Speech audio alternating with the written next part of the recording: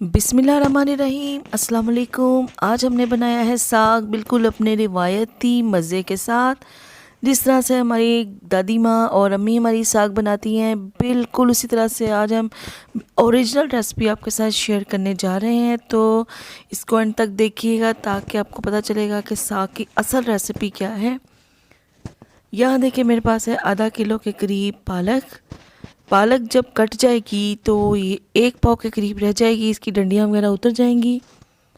पालक देखे बहुत ही अच्छे तरीके से बारीकी के साथ काटी जा रही है। तो यहाँ देखिए पालक हमारी अच्छी तरह से कट चुकी है। यहाँ बाथू है मेरे पास 1 पाव के करीब।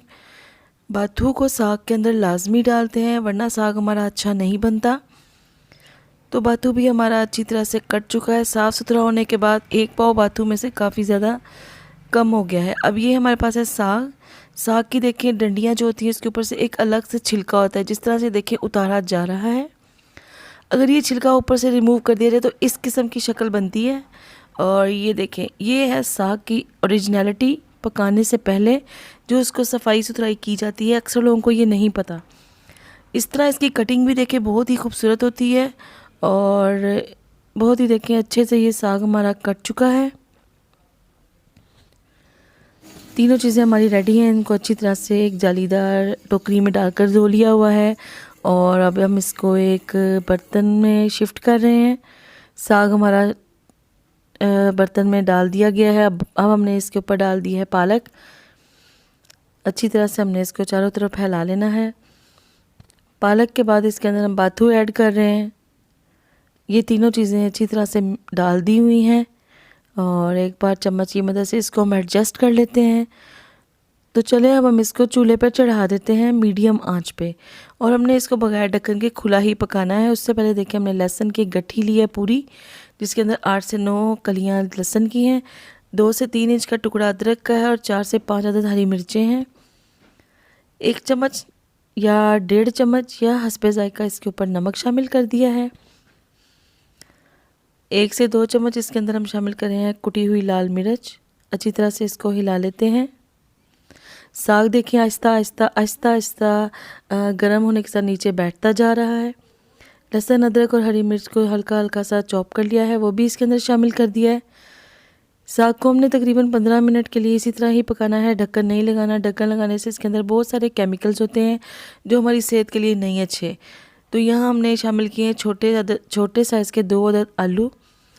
आलू साग के अंदर आज तक आपको शायद किसी ने नहीं बताया होगा कि आलू भी डलते हैं, कुछ लोग नहीं भी डालते, लेकिन आलूओं के साथ साग का एक जो टेस्ट बनता है वो परफेक्ट ऑसम बनता है। और भी आगे जाके हम आपको बताएंगे हमने आलू इसके अंदर क्यों शामिल किए हैं। यहाँ मैंने शामिल कर दिया है आधा गिलास पानी, ढक्कन लगा दिया है और 30 से 40 मिनट के लिए हल्की आंच पे हमने इसको पकने के लिए रख दिया है। इधर एक फ्राइंग पैन ले लिया है, उसके अंदर हमने डाल दिया है 50 ग्राम आटा। आटे को हमने पहले अच्छी तरह से भून लेना है। हल्की हल्की इसके अंदर से जब खुशबू आने लगेगी तो इसका मतलब होगा आटा हमारा भून का है। ले जी, हमारे 40 मिनट हो चुके हैं। साग देखें हमारा बिल्कुल अच्छी तरह नीचे बेस पे जा लगा है और बहुत ही क्वांटिटी में थोड़ा सा लग रहा है। ये हमारा अच्छी तरह से गल चुका है। आलू भी अच्छी तरह से गल चुके हैं। आलू के साथ ये वाक़ है जब हम इसका घोटा लगाएंगे तो एक परफेक्ट मुलायम किस्म साग बनकर तैयार होगा, जो कि मैं आपको बताती हूँ। आटा मैंने इसके अंदर शामिल कर दिया है। एक बार इसको अच्छी तरह से चम्मच की मदद से इक्वल कर लेते हैं और कर लेते हैं। यहाँ देखिए जी हमारे पास लकड़ी कड़ा है, इसके साथ हमने इसको घोटा लगाना है अपने एक, जैसे हमारे रिवायत में शामिल है ना कि साग को घोटा बगैर बिल्कुल भी मुलायम नहीं होता। यहाँ देखिए हमारे पास मैशर भी है, आलू मैश करने वाला, उसके भी हम इसको मैश कर सकते हैं। बहुत सारे लोग होते हैं जो ग्राइंडर में जग में इसको ग्राइंड कर लेते हैं और वो बहुत ही एक्स्ट्रा मुलायम हो जाता है, तो बिल्कुल भी अच्छा नहीं लगता।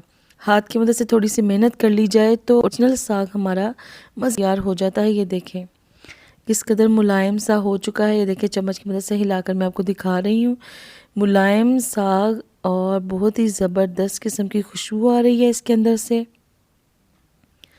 10 से 15 मिनट हमने इसको अच्छी तरह हिलाया है और चम्मच की मदद से अच्छी तरह इसको सेट किया है।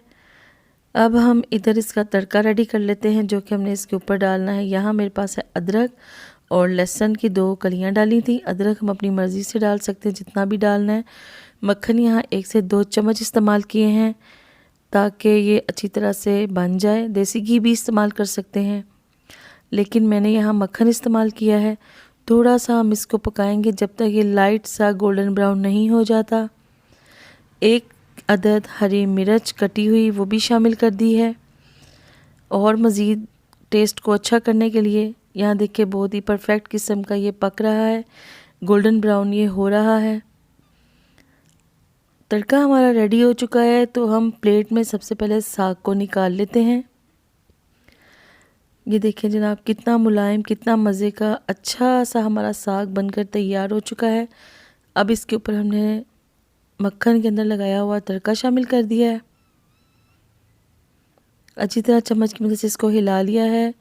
खुशबू बहुत ही बेहतरीन आ रही है। मक्खन की एक छोटा सा टुकड़ा इसके ऊपर हम डाल देते हैं ताकि टेस्ट और भी अच्छा हो जाए। साग खाने का असल मज़ा तो यही है कि इसके ऊपर एक कदर मक्खन रख दिया जाए, जितना भी हमें चाहिए हो, तो वो बहुत ही मज़े का टेस्ट आता है।